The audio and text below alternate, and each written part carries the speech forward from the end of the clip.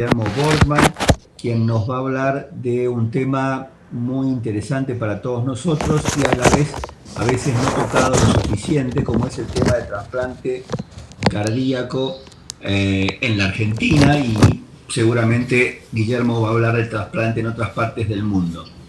El doctor Borgman es un amigo de la casa, tan amigo que él estuvo presente y los antecedió a ustedes en realizar el curso de medicina interna allá por la década del 70-80. Y como decíamos, en la actualidad el doctor Guillermo Borgman es director de trasplantes del Sanatorio de la Trinidad Mitre y Palermo de Buenos Aires, y además es director médico del Club Atlético Boca Juniors. Guillermo, un placer verte nuevamente. Cuando vos quieras, comenzamos. Bueno, primero, muchas gracias Jorge y quiero agradecerle a la Asociación Médica Argentina, la AMA. Obviamente esta invitación es un honor enorme poder participar en este curso trianual. Así que lo que vamos a hablar en estos tiempos, en estos 35-40 minutos, es qué es un trasplante cardíaco, qué se hace, qué pasa después, el trasplante cardíaco es curativo, no es curativo, y qué pasa en la República Argentina. No tengo ningún conflicto de interés con respecto a esta charla, así que vamos a empezar la misma. Allá por 1985 y 1987, mi socio, que ustedes lo ven en Canal 7, ese señor mayor que se llama Sergio Perrone, que habla de COVID actualmente, describimos lo que es el S0 y el S1. El S0 para nosotros era aquel paciente que se iba a morir 100% dentro del año. Y el S1 era aquel que tenía un 40% de mortalidad al año. O sea que nosotros poníamos en lista de trasplante a los S0. Claro, en aquel momento, por aquella época, recién empezaban los trabajos de J-Con con enalapril, con los inhibidores de la enzima de conversión. O sea que en realidad lo que hacíamos era todo lo inverso que hacemos ahora, que es tratar de ser muy agresivo en la terapéutica, que ya vamos a ver. Y estos pacientes claramente no tenían muchas alternativas porque no había ninguna droga a ese momento que redujera la mortalidad en pacientes con insuficiencia cardíaca congestiva crónica. Para esta S0, S1 utilizábamos distintas variables. Utilizábamos la fracción de eyección, que después nos dimos cuenta que no era un elemento pronóstico, una variable pronóstico. Utilizábamos el sodio, utilizábamos la clase funcional y el gasto cardíaco. Nosotros fuimos siempre fanáticos con Sergio del cateterismo derecho y le tengo que explicar por qué, así que en las próximas diapositivas se van a enterar. Pero claro, eso era en los años 80. Esto ha cambiado sustancialmente al 2021. Sin embargo, a pesar de todas las moléculas que tenemos que reducen la morbimortalidad, las internaciones en pacientes con insuficiencia cardíaca congestiva crónica, y lo vamos a pasar a enumerar, tenemos todavía un déficit que es un 50% de mortalidad dentro de los 5 años en pacientes con esta característica. O sea que estamos a mitad de camino, a pesar de que cada vez tenemos más y más cosas para tratar a estos pacientes y para tratar de mejorarlos y que vivan más, mejor cantidad y con mejor calidad. En la Argentina ha habido de todo tipo de registros, de insuficiencia cardíaca aguda, como ven acá, registros, 12 registros. Ahora está por salir el nuevo registro, el ARGEN-IC, que está manejado por la Sociedad Argentina de Cardiología. Somos un grupo de cardiólogos que manejamos esto, viendo los pacientes que se internan y cuál es el registro real. Tomar datos en la República Argentina siempre es muy complicado, siempre es muy difícil y en general no tenemos muy buena información. Hoy lo hablaba con una neuróloga sobre la incidencia de Guillain-Barré relacionados con las vacunas de COVID, específicamente porque el marido de ella, de la doctora Emilia Gatto, tiene un Guillain-Barré asociado a Sputnik y no está registrado, tiene muy pocos registros. Entonces registramos muy mal en la Argentina de la misma manera que los pacientes con insuficiencia cardíaca crónica. O sea, sí sabemos que tenemos algunos registros y estos registros nos muestran que la mayoría de los pacientes que llegan a la gran bolsa de insuficiencia cardíaca congestiva, insuficiencia cardíaca con fracción de eyección deteriorada, son pacientes que vienen de la hipertensión arterial, de la enfermedad coronaria, de la valvulopatía, del Chagas, o de distintas patologías que convergen todos en la gran bolsa de la insuficiencia cardíaca, que es mucho más que una pandemia, ¿no?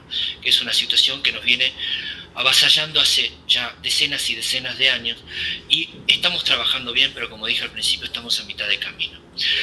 Y en estos registros es interesante ver que hoy en día todavía tenemos un 85% de utilización de IECA un 60% de utilización de beta bloqueantes y 50% de utilización de mineralocorticoides, lo que significa que encima de todo nos damos cuenta que los pacientes no los tratamos como los debemos tratar.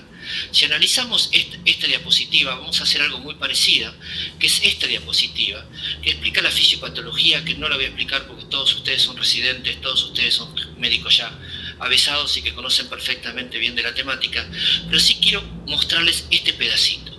Este pedacito que está ahí es lo que nos pasa habitualmente. Esta es una diapositiva que me prestó Marcos Metra, uno de los grandes epidemiólogos y manejadores de insuficiencia cardíaca en el mundo. Un paciente con insuficiencia cardíaca tiene un primer evento cuando se entera que tiene una disfunción ventricular izquierda, lo medicamos, paciente mejora, hasta un tiempo, una meseta mejorando y empieza a tener eventos que lo llevan a internaciones o reagudización, otro evento y así va haciendo hasta que obviamente llega al final de su vida.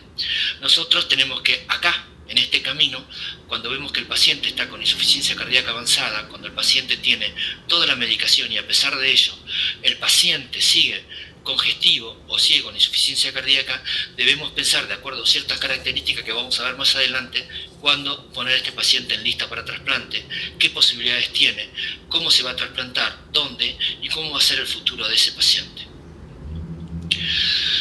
Como dije antes, nosotros a partir de estos últimos 30 años hemos tenido una larguísima historia de medicamentos que reducen la mortalidad en pacientes con insuficiencia cardíaca congestiva crónica. Es muy raro esto, porque en los pacientes con insuficiencia cardíaca con función cardíaca preservada, los que tienen más del 50% de fracción de eyección, pero tienen insuficiencia cardíaca, tienen la misma mortalidad que los pacientes con insuficiencia cardíaca congestiva crónica. Sin embargo, hasta hace unos 7 días atrás, no había ninguna molécula que reduzca la mortalidad en esta población. Digo hasta 7 días atrás porque hay un reporte que va a ser presentado en el Europeo Heart Journal y en el Europeo Meeting que se hace ahora en agosto, a partir de que la empoglifosina, y vamos a hablar un poquito de las glifosinas, reduce la mortalidad en pacientes con insuficiencia cardíaca con fracción de eyección preservada, lo que sería el Emperor Preserve, el estudio. Sin embargo, como no está presentado ni está publicado, no les puedo contar mucho más. Sé algunas cosas, pero tengo claro que por primera vez vamos a tener probablemente una molécula que afecte a esta población. Pero volvamos a la población con disfunción ventricular izquierda severa. Y ahí tenemos las moléculas que fueron aprobadas a través del tiempo, los estudios de J-Con, Priles, ¿no es cierto? Los estudios, el consensus, distintos estudios que dieron aprobación progresivamente a distintas moléculas. Y esto es muy interesante porque se fue reduciendo, obviamente, la mortalidad de estos pacientes. Esta es una de las diapositivas que más me gustan y les voy a explicar por qué. Porque esto explica un poco lo que nos pasa. Cuando nosotros aprobamos el enalapril, por ejemplo, el SOLVE Treatment Trial redujo 16% la mortalidad en pacientes con insuficiencia cardíaca congestiva. Con los estudios anteriores de veteranos, con consensus, con todos esos estudios originales de los 80, cuando uno quiere hacer un estudio con beta bloqueantes, obviamente tiene que hacerlo asociado, on top, arriba con enalapril, o sea, tiene que ser beta bloqueantes más enalapril contra enalapril. Entonces esto lo que terminó siendo es que el beta bloqueante también reduce la mortalidad en pacientes con insuficiencia cardíaca congestiva. Cuando vamos a la espironolactona, el estudio RALES, tuvo que ser hecho espironolactona, beta bloqueantes, priles contra beta bloqueante y priles, o sea, tiene uno que hacer con el mejor tratamiento. Lo mismo pasó con los sartanes, con todos los sartanes. A partir de ahí tenemos que demostrar que si nosotros tenemos una nueva molécula, tiene que ser con el mejor tratamiento posible. Y eso fue lo que pasó un poco con el estudio Paradigm Heart Failure, un estudio que ya tiene como 5 años, donde se mostró que el LSZ696 es superior en un 20% al mejor tratamiento con priles, especialmente con enalapril. La dosis media de enalapril en los estudios es aproximadamente de 18.8 miligramos por paciente. Este estudio comparó en el LSZ696 en su máxima dosis, que es 400 miligramos día, 200 cada 12 horas, contra la mejor dosis de enalapril, y hubo una reducción de mortalidad. O sea, tenemos una molécula nueva que reduce más todavía la mortalidad. Y ahí no quedó la cosa, porque a posterior de eso tenemos la aparición de las glifosinas, que es todo mucho más novedoso. Estamos hablando de los últimos 3 años. Para hacer un breve repaso de lo que era el DAPA Heart Failure, vemos que en los pacientes con insuficiencia cardíaca congestiva, fracción de erección reducida, una notable reducción de internación y mortalidad en pacientes utilizando DAPA glifosinas. Esto tiene un mecanismo de acción muy particular, algunas cosas no están entendidas todavía, pero a partir de ahí empezó la empaglifosina, ahora aparece la sotaglifosina, o sea, tenemos un montón de moléculas que adicionadas al tratamiento médico completo reduce más la mortalidad. Y entonces, y esto lo estamos viendo claramente, estamos viendo que aquellos pacientes que en los 80 pensábamos que teníamos que trasplantar, hoy probablemente no lo tenemos que hacer, porque estos pacientes tienen otra expectativa y otras posibilidades terapéuticas. Pero claro, la pregunta es, ¿cuál es la mejor dosis de todos estos medicamentos para cada uno de nuestros pacientes? Y esto es una cosa muy importante que los clínicos tienen que saber y que los cardiólogos tenemos que explicar. ¿Qué es? ¿Cuál es la mejor dosis del PRIL? La máxima dosis que el paciente tolere. ¿Cuál es la mejor dosis de beta bloqueante? La máxima dosis que el paciente tolere. En el caso de la glifosina son 10 miligramos de una o de otra, EMPA o DAPA. En el caso del LSZ696, conocido acá como sacubitril valsartán y con un nombre comercial que no voy a decir, bueno, la máxima dosis posible, 200 miligramos cada 12 horas. ¿Y esto qué significa? Muchas veces a los pacientes yo les explico que la insuficiencia cardíaca es una enfermedad rara. Una vez este pibe enloqueció.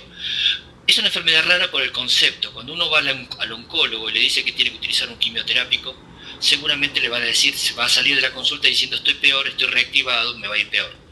Pero cuando un paciente va al cardiólogo y el cardiólogo le da más medicación, significa que el paciente está mejor. Y lo que observamos, que cuanto más dosis los pacientes mejoran su tensión arterial y nos habilita darle más medicación para llegar a las dosis plenas. Y cuando estos pacientes llegan a las dosis plenas, son cuando tienen los mayores beneficios en el tratamiento de la insuficiencia cardíaca congestiva crónica. Y esto es el ABC de la insuficiencia cardíaca y el ABC de la cardiología. Por eso es tan importante que quede claro cómo manejar a estos pacientes antes de enviarlos a un programa de trasplante. Acá vemos la EMPA, que ya hablé recién, y bueno, que la insuficiencia cardíaca es una enfermedad en expansión, claro que es una enfermedad en expansión. Los hemodinamistas cada vez salvan más gente porque le hacen angioplastia directa, rescates, y los infartos se mueren cada vez menos. Ustedes, los terapistas, cada vez salvan más gente. Entonces, ¿qué pasa? Pero quedan con pacientes vivos, pero con secuelas. A la gran bolsa de la insuficiencia cardíaca vienen de todos lados. Vienen de la hipertensión arterial, de la enfermedad coronaria, vienen de la enfermedad valvular, de las miocardiopatías, del Chagas, de lo que fuere, todos terminan en la misma bolsa. Por lo tanto, sí, es una enfermedad en expansión. No tenemos muy claro cuánta cantidad de gente hay con insuficiencia cardíaca en la Argentina, pero estimamos unos 600.000. Y sabemos que en realidad, una vez detectada, a los 8 años el 80% de los hombres y el 70% de las mujeres habrían fallecido o han fallecido. Estos datos son previos al LSZ y a las glifosinas. Otro problema que tenemos es cuando internamos a los pacientes, sabemos que a partir de la internación estos pacientes tienen mayor tasa de mortalidad. Un paciente internado por insuficiencia cardíaca tiene a los 30 días 10% de mortalidad.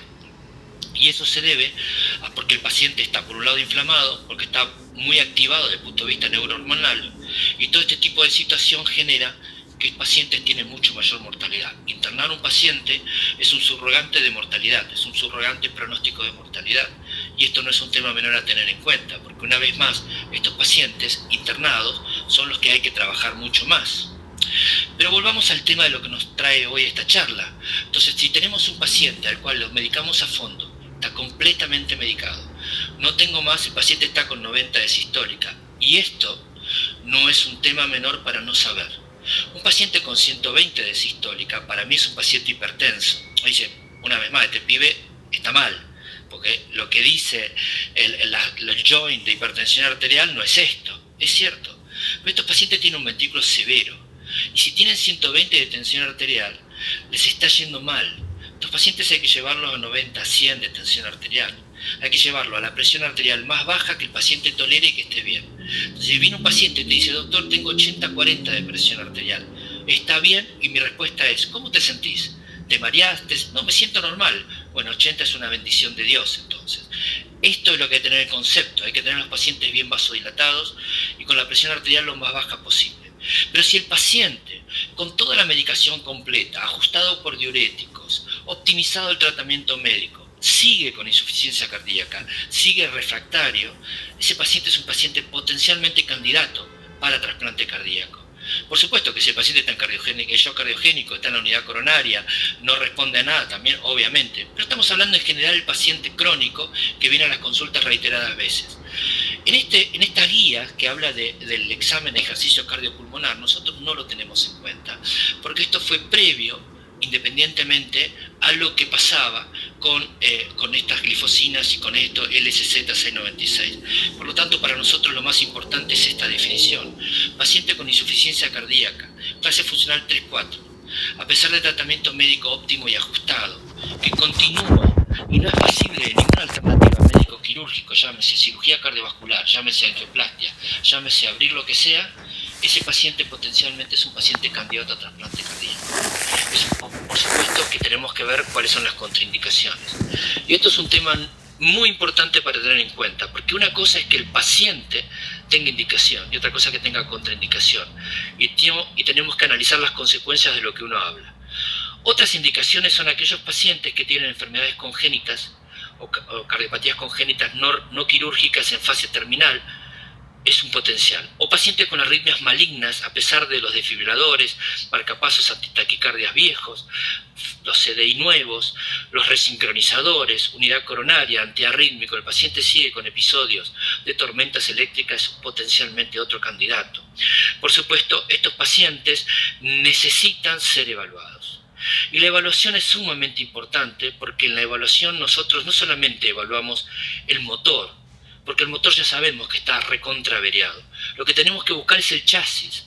Tenemos que determinar si el resto de la economía, si los pulmones están bien, si el cerebro está bien, si no tiene algún problema intestinal, un cáncer, o una enfermedad terminal, o una enfermedad que limite su vida.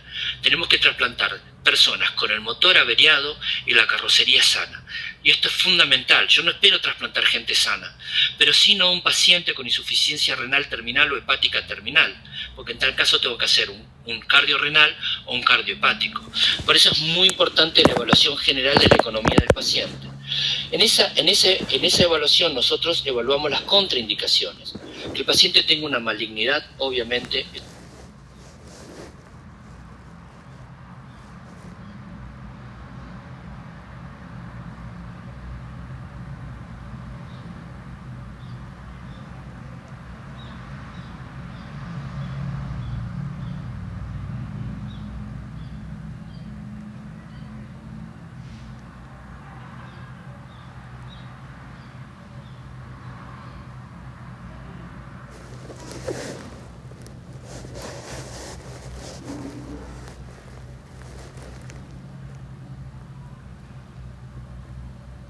elemento muy importante.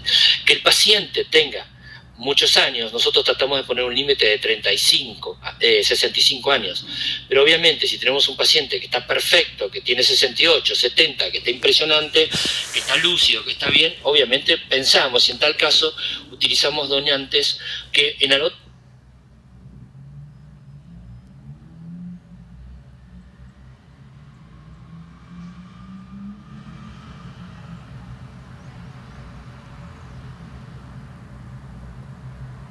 se descartarían para darle una segunda oportunidad. Que los pacientes sean obesos mórbidos es una situación muy compleja y les voy a explicar por qué. La población argentina en general es una población entre 70 y 80 kilos y de 60 a 70 kilos para mujeres. Si tenemos un receptor de arriba de 100 kilos va a ser muy difícil conseguir un donante para ese receptor, considerando que utilizamos una diferencia de peso no más de 10% por encima y 20% por abajo del peso. Entonces, cuando es muy importante que estos pacientes que suelen tener muchísima agua, muchísimo líquido, bueno, secarlos, ponerlo en peso adecuado, pero tener cuidado con esto porque obviamente la insuficiencia cardíaca congestiva crónica a lo largo provoca la caquexia cardíaca, la denutrición y el deterioro de la masa muscular. Así que tenemos que jugar en ese equilibrio para evitar problemas relacionados con esto. Por supuesto que el paciente tenemos que ver todas sus comorbilidades.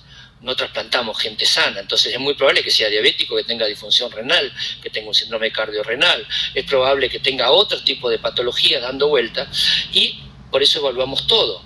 Y dentro de esta evaluación uno de los elementos más importantes es la evaluación real cardiovascular, hacer una coronariografía, descartar que no tenga enfermedad coronaria severa que pueda revascularizarse. Hace muchísimos años en la Universidad de Minnesota, con María Teresa Olivares, yo hice un trabajo sobre anatomía patológica, en el cual agarré 34 explantaciones de corazones que habían sido sacados para trasplante, y lo que hice fue hacer un análisis anatomopatológico.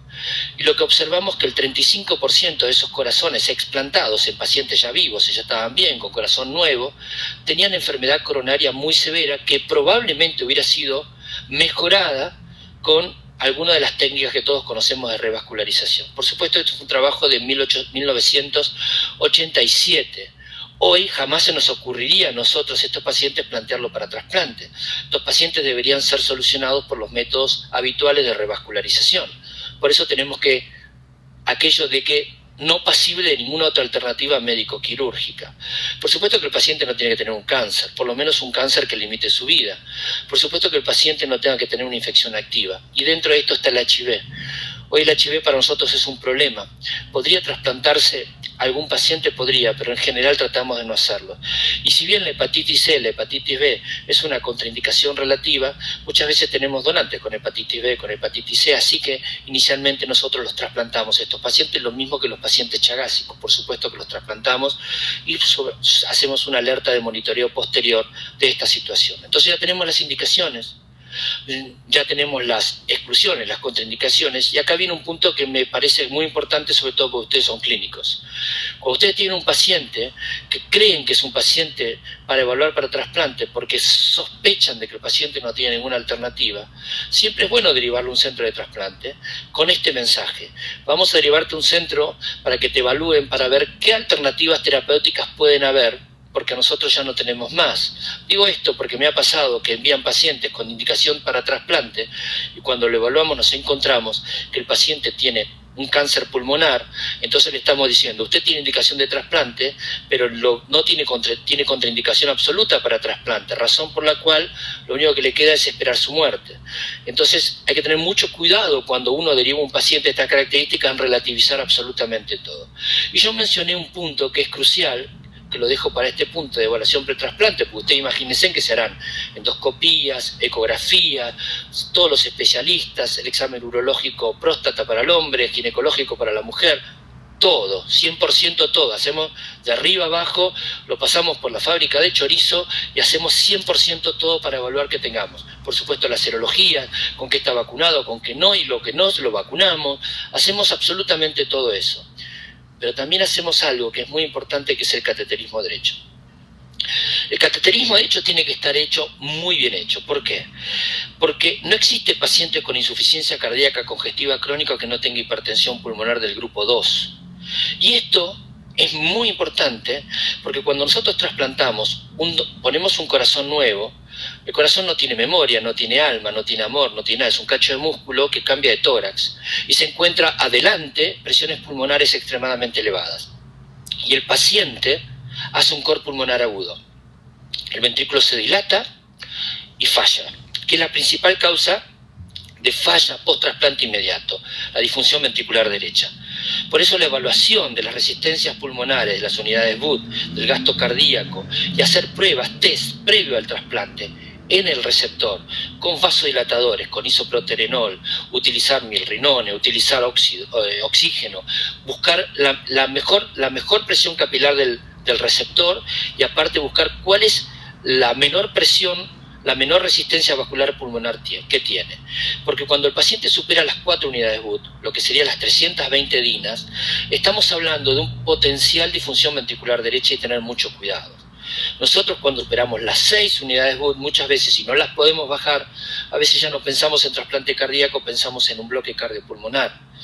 Esto nos pasó con el señor Roberto Sánchez hace algunos años, 10 años en Mendoza, que tuvimos que plantear un bloque cardiopulmonar porque aparte sus pulmones estaban realmente muy mal. Independientemente de esto, el cateterismo previo nos va a decir con qué medicación va a responder. ¿Por qué? Porque la hipertensión arterial pulmonar del grupo 1 es una patología totalmente distinta a la hipertensión pulmonar del grupo 2. Esto es simplemente un mecanismo de defensa con un mecanismo de reactancia del manguito vasopresor precapilar que aumenta las presiones pulmonares en forma paulatina y deteriorando el ventrículo derecho en el receptor. Pero cuando este paciente es trasplantado y la presión capilar persistentemente baja durante muchos meses, hay un remodelamiento reverso y las presiones pulmonares bajan. Cosa totalmente distinto a la hipertensión arterial pulmonar del grupo 1, que es una patología progresiva, incurable y que lleva indefectiblemente a la muerte si alguien no le hace un tratamiento de trasplante bipulmonar. Me van a decir las drogas específicas, todos los ERAs, todo lo que está relacionado con los prostanoides, todos los inhibidores de la fosfodiesterasa 5, tadalafil o sildenafil, es correcto. Esas moléculas, como el estimulador IPELS, el Exipac, son moléculas fabulosas, carísimas algunas de ellas, que lo que hacen es disminuir la progresión de los pacientes con hipertensión arterial pulmonar de grupo 1 y han venido a hacer maravillas para estos pacientes. Sin embargo, sigue siendo una enfermedad incurable y progresiva, cuya única alternativa terapéutica definitiva es el trasplante bipulmonar. Viendo las indicaciones y las contraindicaciones, entonces, no derivamos al paciente ni antes ni después. Verificamos que el paciente no tenga gran comorbilidades, que no tenga fallas graves. Hablar previamente con el centro para contarlo, a dónde lo van a enviar el paciente. Simplemente dejar la puerta abierta para evaluar otras alternativas terapéuticas. Siempre relativizar. Esto es crucial. La evaluación pretrasplante obviamente es lo que mencioné, y fundamentalmente el cateterismo derecho, por eso es muy importante. Y una vez que evaluamos al paciente y hablamos con la familia y hablamos con él y el psicólogo nos dice que está todo bien, que no es un suicida, que no es un adicto severo, que lo podemos solucionar, que es un paciente que entiende, que puede leer, que le puede entender la medicación que va a recibir posterior, que no es un tema menor, que entiende lo que es una biopsia endomiocárdica. Una vez que la socióloga fue a su casa y verificó las condiciones en que vive, que tiene un baño adentro, y si no tiene un baño adentro, que se lo podamos arreglar, entonces ahí lo inscribimos. ¿Cómo lo inscribimos? Hay 3 categorías globalmente, una es electiva, una urgencia y otra emergencia que tiene variantes. Electivo es el paciente en casa o el paciente internado en la sala. Urgencia es el paciente dependiente de inotrópicos o inodilatadores, y emergencia es aquel paciente que está con asistencias cardiocirculatorias. Alguna centrífuga, un corazón artificial, un balón de contrapulsación, alguna de estos elementos, y de esta manera se inscribe con el grupo sanguíneo, con el peso, con algunos perímetros torácicos y el INCUCAI, que es el único centro que distribuye órganos en toda la Argentina. Nosotros inscribimos a los pacientes en el SINTRA y el INCUCAI, a través de lo que nosotros inscribimos, hay un donante en cualquier parte de la República Argentina y al que le toca primero, que es a la emergencia, con el grupo sanguíneo correspondiente, que corresponde, llama al centro y le dice: hola Guille, ¿cómo estás? Tenemos un donante de tal característica, ¿lo tomás o no lo tomás? Para el paciente tal. Si no lo toma para ese paciente, pasará al segundo paciente, que es de la Fundación Favaloro, del Hospital Italiano, del Hospital Italiano de Mendoza, de Claudio Burgos, de Rosario, de alguno de todos los centros de trasplante. Y así se va distribuyendo. Esto funciona increíblemente bien, independientemente de la política de los distintos gobiernos, de todo. Entonces, no queremos que se altere porque funciona perfecto, y la verdad que es un ejemplo de que no tiene ningún tipo de alteración y no puede ser alterado. Una vez que tenemos esto, el tiempo de espera en general es prolongado. Ahora después les voy a mostrar cuál es la situación de donación en la Argentina, pero el tiempo es prolongado, sobre todo los selectivos tardan mucho tiempo. En general los pacientes los que se trasplantan hoy son los pacientes con emergencia y urgencia, no se trasplantan en general pacientes en espera, en electivo, en la casa. Cada vez tenemos más receptores, obviamente la población cada vez llega más a la bolsa de insuficiencia cardíaca, donantes no ha progresado mucho, y por supuesto esto lo que lleva es a mayor mortalidad en lista de espera. ¿De qué se trasplantan los pacientes? Bueno, este es el registro internacional de la Sociedad International Heart Lung Transplantation. Esto es del 2018, hay uno del 2019 que es más o menos igual. O sea, los pacientes hasta el 2017, el 46% eran no ischemic cardiomyopatía, o sea, pacientes con miocardiopatía dilatadas o valvulares, y el 41% eran pacientes isquémicos, y el resto misceláneas, ¿sí? En los pacientes a partir del 2017 en adelante se fue modificando ligeramente a favor más de la cardiopatía isquémica y menos de la cardiopatía no isquémica. Fíjense esto por edades, de 18 a 39 años, por supuesto las miocardiopatías son mucho más que lo que puede ser una cardiopatía isquémica. Si vamos a los de 40 a 59 años, la cardiopatía isquémica crece hasta los pacientes más de 70 años, que son poquitos, la mayoría son cardiopatías isquémicas. Las otras causas son retrasplantes, miocardiopatías hipertróficas, valvulopatías que no pueden ser resueltas, Chagas. Así que eso es más o menos cuáles son las indicaciones de trasplante. Y fíjense, esto es muy importante, fíjense lo que pasó en lista de espera desde el 92 al 2003 y cómo a través del tiempo los pacientes fueron aumentando en asistencia circulatoria. O sea, hoy tenemos los pacientes que se trasplantan en este registro internacional, el 41% de los pacientes tienen algún tipo de asistencia circulatoria ventricular izquierda, poquitos de asistencia circulatoria derecha, corazón artificial total y ECMO 1.1. O sea que hoy por hoy las asistencias circulatorias están al plano para sostener con vida a estos pacientes como bridge, como puente al trasplante. Hay opciones terapéuticas de estos dispositivos, lo que se llama Destiny, o sea que queden con asistencia circulatoria en forma definitiva. Esa es otra alternativa que tenemos que pensar en algunos pacientes. Estamos lejos de esta situación en la Argentina y es muy difícil llevarlo a cabo. Sin embargo, el sistema de asistencia circulatoria, tanto con dispositivos como Centrimac, ECMO o este tipo de situaciones, realmente lo estamos usando y lo estamos usando mucho.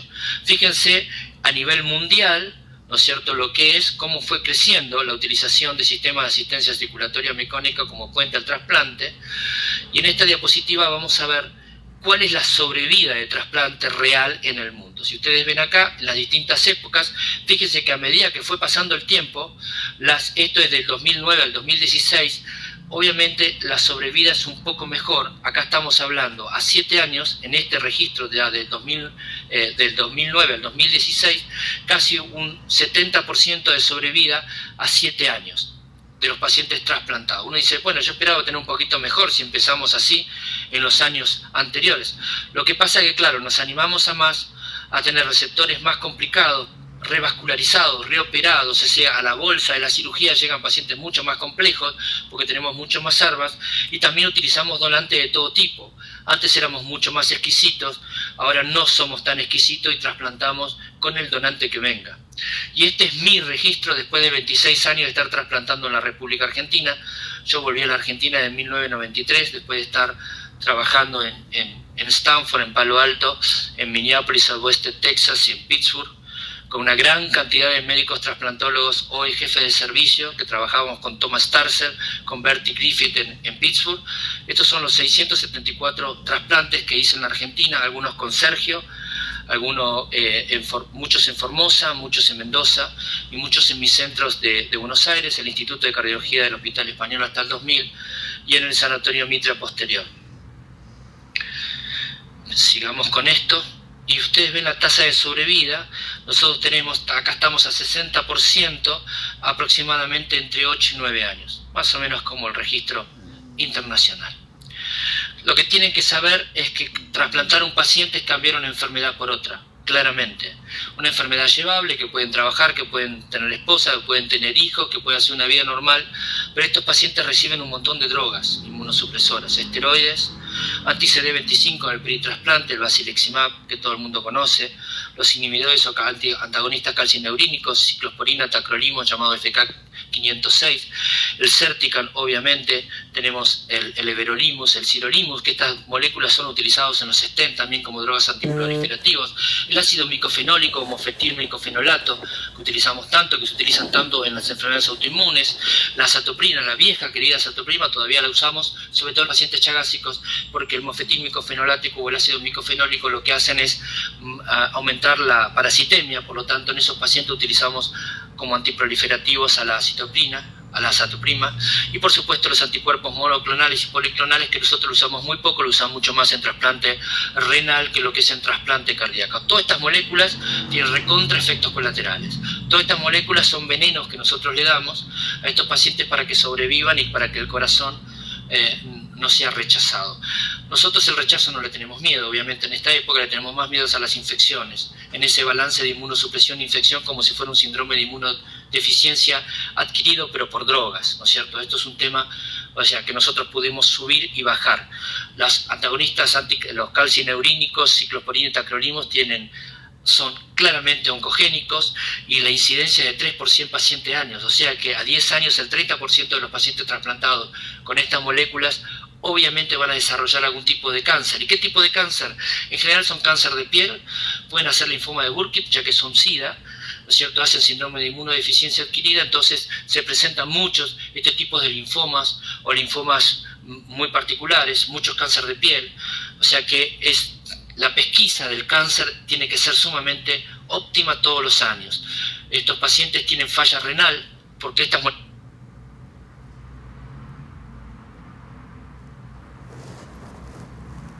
también provocan disfunción renal. El tacrolimus provoca diabetes en muchos pacientes, hay que tener cuidado y monitorear esto. O sea que no es que le estamos dando la vida eterna, sino que estamos cambiando una enfermedad por otra, en el cual tiene que controlarse, sostenerse y cuidar. Le estamos dando una segunda oportunidad. Tengo pacientes que ya viven más de 25 años post trasplante cardíaco, por supuesto que es una población menor, la mayoría de ellos vive hasta los 15 años, 16 años, y en general después van teniendo complicaciones. Pero bueno, es una alternativa terapéutica increíble para aquellos pacientes que se morirían dentro del año del 100%. Bueno, el registro nacional, ¿qué pasa en la Argentina? Bueno, esto es todo un tema, estos son la cantidad de trasplantes hechos por años. Globalmente se hacen entre 80 y 120 trasplantes por año cardíacos en la República Argentina, no más que eso. Y esto es un registro del 2019, antes de la pandemia. Teníamos 7.207 pacientes esperando en lista de trasplantes, de los cuales 92 eran cardíacos. ¿Y qué es lo que pasa con esa población? En general, esto es lo que pasa habitualmente con los trasplantados, es electivos, como dije, pocos, la mayoría está en urgencia y en emergencia, el 52% se trasplanta en emergencia, y fíjese lo que pasa en la lista de espera, 31,6% se mueren en lista de espera, o sea, 1 de cada 3 se mueren esperando un trasplante cardíaco. Eso lo hace horrible, pensando que no tenemos los donantes suficientes para trasplantar a todos. Por lo tanto, tenemos que ser muy estrictos a quién ponemos en lista para tratar de no desperdiciar corazones. O sea, tiene que ser a una persona que no tiene una expectativa de vida muy importante. Lamentablemente tenemos que buscar otras alternativas. Y esta es mi última diapositiva, a los 37 minutos de haber empezado, que dice: no nos olvidemos de los 7.207 pacientes que están esperando. Ustedes que son médicos internistas y que van a trabajar mucho en terapia intensiva, sepan que hay una obligación de denunciar los potenciales donantes. Esa obligación es sumamente importante que la cumplan llamando al 788-800-8300, que es el INCUCAI. Y si trabajan en la provincia de Buenos Aires, llamen al CUCAIBA. Ustedes no tienen que hacer diagnóstico de muerte bajo ninguna circunstancia. El diagnóstico de muerte lo hace el INCUCAI y ellos tienen que encargarse del mantenimiento del potencial donante o la persona que ha obitado. Así que bueno, con esto los dejo y espero sus preguntas. ¿Me escuchás, Guillermo? Absolutamente, Jorge. Bueno, excelente, como habitual, muy buena la información que nos traes. Acá te están felicitando y te van a hacer algunas preguntas seguramente, y a la espera de las preguntas del alumnado, yo te pregunto, ¿las glifosinas son realmente una atracción para los clínicos, para los diabetólogos y también para los cardiólogos que la utilizan sin las indicaciones clásicas de estos hipoglucemiantes orales nuevos? ¿Cuándo en tu cabeza y en el manejo de los pacientes, vos cumplís con digamos, empezás con ECA inhibidores, con beta bloqueantes, o cuándo pones las glifosinas en este caso? Hay uno de los tipos que más sabe de insuficiencia cardíaca, que es un gran amigo mío, que es escocés, que es John McMurray, que tiene una característica especial. Como yo soy hincha de Racing y eres hincha del Celtic, nos encontramos allá en 1967 en el campeonato del mundo, así que siempre hablamos el doctor Cárdenas. Sí, el doctor Chango Cárdenas, totalmente. Chango Cárdenas, tal cual. Lo concreto es, tenemos distintos tipos de estrategias. Si el paciente es un tipo que está muy hipotenso, darle a veces vasodilatadores es complejo. En estos casos, la estrategia inicial terapéutica es glifosinas más beta bloqueantes. Si el paciente tiene más tensión arterial, la estrategia para nosotros es LSZ696. La LSZ696 empezó en pacientes crónicos, en pacientes ambulatorios, y después pasó a los pacientes internados prealta. Y hoy lo estamos dando en internación. De la misma manera empezó las glifosinas con pacientes crónicos con disfunción ventricular izquierda, diabéticos o no diabéticos, exactamente igual. Y ahora estamos utilizando, de acuerdo al estudio de Sota-Tercer que fue presentado hace muy poquito, empezando a tratar a los pacientes previo al alta. Entonces nuestra estrategia es, no le podemos poner todos los medicamentos juntos, entonces estos pacientes lo que vamos es una estrategia terapéutica individualizada de acuerdo a sus características, su tensión arterial, su gasto cardíaco, cómo se va manejando con esto, y entonces sí iniciamos inicialmente DAPA o EMPA con los pacientes aún internados que están con 80-90 de sistólica y no podemos progresar con los vasodilatadores. Eso nos permite en 2 semanas, 3 semanas que el paciente empiece a estar un poco mejor, y cuando el paciente empieza a estar mejor es muy interesante porque al igual que pasa con la cardiopatía isquémica grave, el tipo que tiene lesión de tronco y 3 vasos y viene con 80 de sistólica en la unidad coronaria con dolor de pecho, uno le pone nitroglicerina y la presión arterial sube. Uno dice, ¿cómo sube la presión arterial con la nitroglicerina? Sube porque tiene más músculo que se contrae. Esto mismo pasa cuando uno empieza a darle 50 miligramos cada 12 horas de LSZ, de sacubitril valsartán, se encuentra que a las 2 semanas el paciente no solamente no está hipotenso, sino que llegó a 100, 110, y le damos 100 cada 12 horas. Y esperamos 2 semanas más y le damos 200. Y estos pacientes son los que mejor funcionan, son los pacientes que mejor van a andar y que vuelven a clase funcional 1 y increíblemente inclusive empiezan a tener un remodelamiento reverso y se empieza a achicar un poco el corazón. Pacientes que nos llegan con 20 de fracción de eyección para evaluación pretrasplante, lo tenemos a los 6 meses al año con 50% de fracción de eyección. Uno me dice, bueno, pero eso la Noxa la tiene. Esa es una meseta y en algún tiempo empieza a bajar nuevamente. Pero la realidad es que sacamos a ese paciente que estaba en situación grave, sobre todo las miocardiopatías dilatadas, que no están, no coronarias, y que están muy naif de tratamiento médico, o sea que son de novo. Esos pacientes se benefician notablemente con un tratamiento completo y adecuado, y estarle encima, y darle con todo con el tema de la balanza. Uno de los mejores medicamentos es la balanza, el tema de la sal, estar estricto. Yo no quiero decirlo porque está grabándose, pero hay que caer a P para que estos pacientes cumplan lo que tienen que cumplir. Y a esos pacientes les va bárbaro, ¿sí? Perfecto. Acá te ponen papel de los inotrópicos en paciente donador como contraindicación del trasplante, ¿no? A ver. Es muy buena pregunta. Ya entiendo lo que quiere preguntar. Sí, excelente pregunta. Nosotros cuando vamos a buscar un donante, nos llaman un donante, lo primero que preguntamos es grupo sanguíneo, ¿de qué se murió? O sea, el último donante, fui a buscar un donante y tenía un hacha clavado con el mango adentro de la cabeza. O sea, puede pasar cualquier cosa. O sea, en general son accidentes de motos, en un 50%.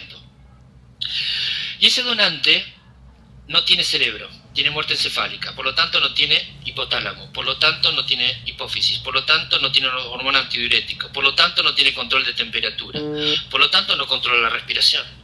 Si uno le hace circulación cerebral, no tiene.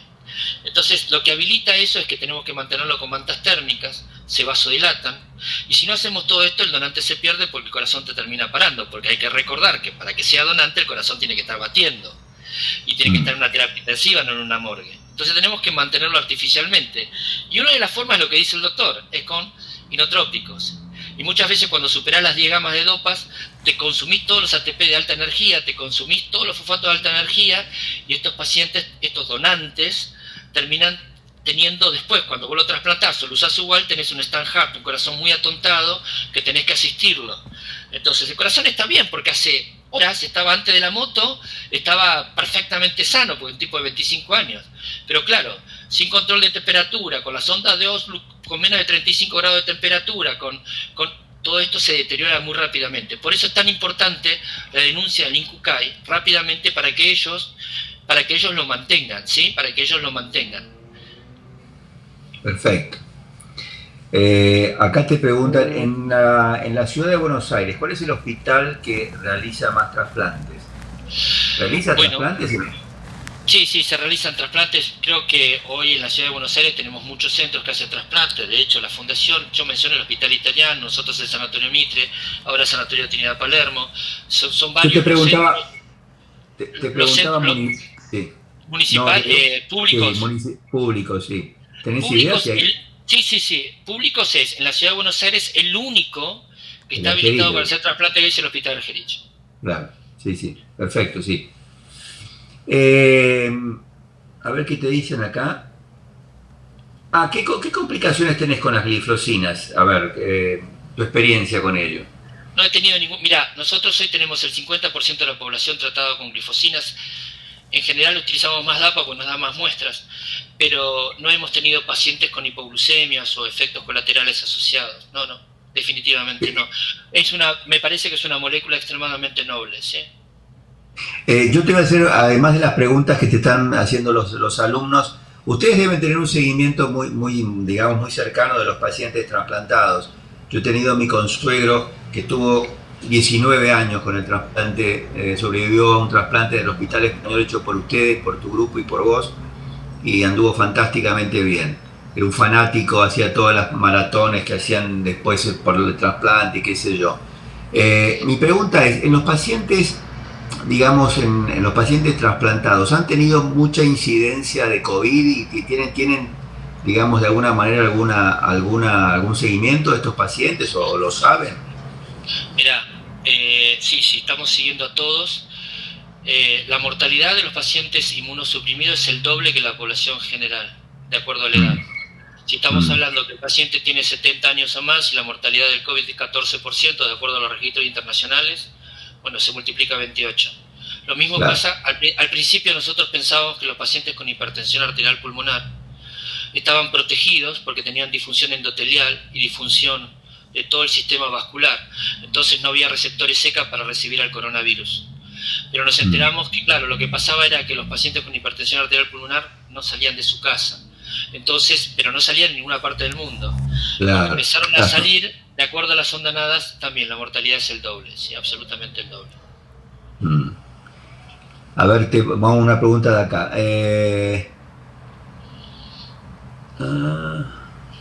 ¿Los tenés ahí, los tenés para leer las preguntas que te estoy viendo algunas, pero te dejaba a vos para que lo vieras, Jorge. Pacientes, dice, con cardiopatía isquémica, 2 stents, FEI moderada, diabético, obeso, que no ha presentado episodios de internación. ¿Se puede agregar EMPA o DAPA? Por supuesto.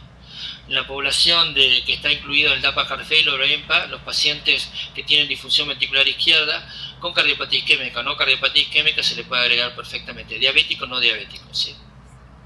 Acá te dicen, ¿cuál es el sacubitril valsartán? ¿Cuándo lo indicarías? En todos los pacientes que reciben enalapril. 100%. ¿Por qué digo esto? Porque los pacientes que no reciben enalapril le dan como alternativa hidralacina nitratos es porque tienen disfunción renal severa. Claro. Entonces, si el paciente recibe sartanes o recibe priles, ese paciente puede recibir en el 100% sacubitril valsartán sin ninguna duda. Y es indicación absoluta, ¿sí? La única causa por la cual yo aceptaría es un tema económico y hasta por ahí. Pero todos nuestros pacientes, todos los que reciben priles o sartanes, todos van a sacubitril valsartán. Perfecto. Para llamar al INCUCAI te dicen, ¿la familia debe estar de acuerdo? No. Obvio que hay una ley nueva que se llama Ley Justina. Ajá. La Ley Justina dice que está en este momento la que cursa, dice que todos somos donantes hasta que no demostremos lo contrario. La demostración, Jorge, vos y yo tenemos que hacer una declaratoria ante escribano o en el DNI diciendo que no somos donantes. De lo contrario, sos donante. ¿Sí? Claro, igual somos absolutamente flexibles cuando un familiar, es como el tema de las vacunas, está la antivacuna que no quiere vacunarse bajo ninguna situación con el COVID. Bueno, yo soy muy respetuoso de eso, me parece de que cada uno tiene que decidir por su propio cuerpo. Uno dice, bueno, sí, pero no te vacunas vos, podés infectar a otro, eso es cierto también. Pero la realidad es que son vacunas que no tenemos mucha experiencia, porque no tenemos muchos años de seguimiento, y es cierto que tiene muy baja tasa de complicaciones, pero estamos viendo complicaciones. En Argentina no se registran, pero en el mundo sí se registran, ¿sí? En relación a eso, Guillermo, como vos mencionaste, el tema de Guillain-Barré post vacuna, en el Congreso de Medicina Interna, que se hace en noviembre de este año, de manera virtual obviamente, por las características que estamos viviendo, uno de los temas va a hablar la gente de FLENIC, que tiene una linda experiencia de Guillain-Barré en post vacunados. Así que va a ser una linda charla hablando justamente de eso, ¿no? Igual hay que recordar a los internistas, a los clínicos, y que inclusive la vacuna antigripal también genera Guillain-Barré. Por supuesto, todas las vacunas virales potencialmente pueden provocar eso. Por eso hay un solo paciente descrito con las microRNA vacunas, estamos hablando Moderna, Pfizer, que también fue descrito y se está en investigación si no es un Guillain-Barré porque es un Guillain-Barré o tiene algo que ver. Porque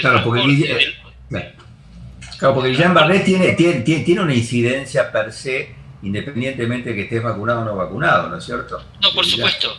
Ahora bien, el registro mundial de Guillain-Barré, hablando con el tipo que maneja el registro mundial de Guillain-Barré, dice, según esta notificación de ayer, que no hay un aumento en el registro mundial de Guillain-Barré. O sea que, en realidad, hoy se registran 100 casos de Guillain-Barré en 12 millones de vacunas de Janssen. Pero no hay un aumento en el registro mundial de Guillain-Barré. Lo que significaría que a lo mejor estas 12 millones de personas vacunadas con Janssen, a lo mejor 100 de ellas sin vacuna también hubieran desencadenado Guillain-Barré. Entonces, hay que tener cuidado con lo mismo que hablaba de los fenómenos trombóticos, porque muchas veces también hay fenómenos políticos que no conocemos. Inglaterra, con la AstraZeneca, la fabricaba en Ámsterdam y mandaba todo de Ámsterdam a Inglaterra, razón por la cual la Comunidad Europea le cierra a Inglaterra la exportación de Ámsterdam de la AstraZeneca porque no cumplió con los contratos. Y entonces, ¿cómo los apretó? Los apretó diciendo la vacuna provoca efectos colaterales, fenómenos trombóticos y todo demás. Pero a veces nosotros los médicos científicos tenemos que estar ajenos a ese tipo de situaciones y no ser exitistas y esperar las publicaciones. Por ejemplo, cuando se autoriza el Sputnik en la Argentina, estaba muy floja de papeles. Y sigue estando floja de papeles. Entonces, el fase 3 que presenta en la publicación del Lancet es sin la segunda vacuna del Sputnik, la presentación. Entonces, lo que quiero decir es que nosotros tenemos que estar ajenos a la política. Yo por lo menos no soy político, yo no puedo autorizar políticamente una vacuna. No puedo autorizar diciendo esta está aprobada, esto sirve para los más de 60, esto sirve para todo, por una decisión política. ¿Se entiende esto? O sea, las autorizaciones son científicas, nada más. Todo lo demás, nada. Nosotros tenemos que estar ajenos totalmente a ese tipo de situación. Tal cual. Bueno, a ver qué dice. Acá te preguntan si la ley Justina es la 27.447. Vos la tenés por... Yo la tengo como ley Justina. Soy médico, no matemático. Pero debe ser, que es fácil buscarlo, poner ley Justina. Sí, ahí va a aparecer. ¿Sí? Bueno, vamos a ver, paciente de 56 años con cardiopatía isquémica, 3 stent con falla cardíaca, FEP de una fracción de eyección de 20 y con hepatopatía congestiva. ¿Qué dosis de sacubitril o valsartán será indicada? Siempre lo mismo, se empieza con 50 cada 12 horas y la máxima dosis que tolere. ¿Sí? Si lo llegamos a 200 cada 12 horas, es una bendición de Dios. Y tienen que saber que el costo de la medicación, 50 cada 12 horas, 100 cada 12 horas, 200 cada 12 horas es el mismo. Por alguna razón Novartis le puso el mismo valor a todo. Claro. Igual hoy tenemos un genérico, ¿sí? Que está bueno porque así a ver si lo abaratamos un poco. Sí, hay una versión, no sé de quién es, pero hay una, creo que Fénix, es de... el laboratorio Fénix. Sí, Fénix. Tal cual. Acá te dicen una pregunta que me gustaría a ver que vos que tenés. Si la familia del donante se niega, ¿se puede llamar igual al INCUCAI? Sí, se puede llamar, nosotros médicos tenemos una obligación. Claro, no que se ocupen la gente del INCUCAI. Que se ocupen los profesionales que correspondan, ¿sí? Claro, tal cual. A ver, Guillermo, ¿tenés tiempo para una pregunta más? La que vos quieras, Jorge. Acá dice, en el caso de un paciente cardiorrenal con enfermedad de 3 vasos, con glomerulonefritis proliferativa tipo 2 y un candidato para el trasplante cardiorrenal, ¿se puede trasplantar primero riñón y dejar en lista de espera para después trasplantar el corazón?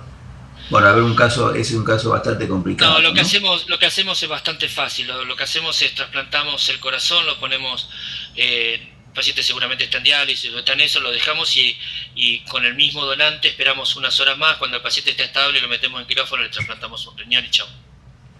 Perfecto. supresión es la misma, o sea, no hay problema. ¿Hasta qué filtrado glomerular podés indicar el sacubitril valsartán? Es muy buena pregunta. Al igual que en el Alapril, con menos de 30 de filtrado, tratamos de no hacerlo. Perfecto. Bueno, Guillermo, yo creo que te damos nos damos por satisfechos. Lindísima tu charla. Nada, esperamos vernos pronto, presencialmente. Esto es una nueva manera de, pero bueno, por lo menos estamos en contacto. Gracias por tu presencia y te mandamos un fuerte abrazo. Y gracias a ustedes, gracias Jorge, gracias a Roberto, fundamentalmente. Gracias a todo el grupo de la AMA, porque la verdad que nada, la formación que hacen de los colegas es maravillosa y por supuesto estoy 100% a disposición de ustedes cuando lo requieran, ¿sí? Bárbaro, gracias Guillermo, un abrazo grande. Un abrazo, saludos a todos. Hasta luego. Bueno, despedimos.